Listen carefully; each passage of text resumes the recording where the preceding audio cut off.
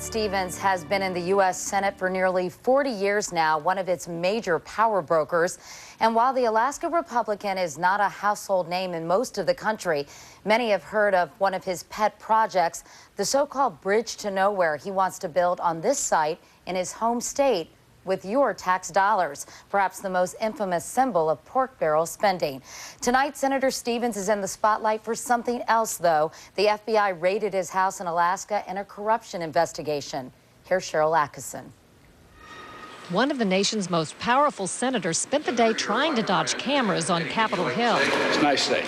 That after more than a dozen federal agents searched Senator Ted Stevens' Alaska house yesterday, taking photos of its extensive renovations that were allegedly paid for not by the senator, but by an oil field services company, VECO. He says he's actually reimbursing them out of his own pocket. Well, that's still very suspicious. Why is VECO a construction company that generally deals in things like oil pipelines and not the construction of houses? Why are they involved in building an addition to Senator Stevens' house? Senator Stevens has several strong connections to VECO. According to numbers compiled by CBS News, VECO executives have contributed more than $70,000 to Stevens' campaigns. As head of the Senate Appropriations Committee, Stevens helped steer $30 million in federal contracts to VECO.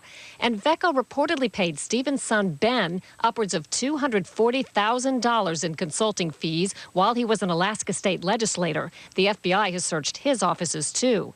Senator Stevens issued a written statement urging Alaskans not to form conclusions based on incomplete and sometimes inaccurate reports in the media. Today, the Republican leadership may have been embarrassed by the scandal, but they weren't talking after a private lunch that Stevens attended. I don't comment on what our members say in there. The corruption probe picked up steam after the arrest of VECO's founder and vice president. They pleaded guilty to bribing Alaskan state officials and implicated unidentified federal candidates.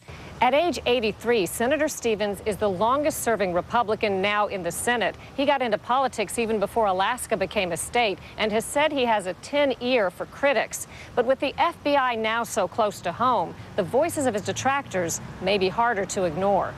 Cheryl Atkinson, CBS News, Capitol Hill.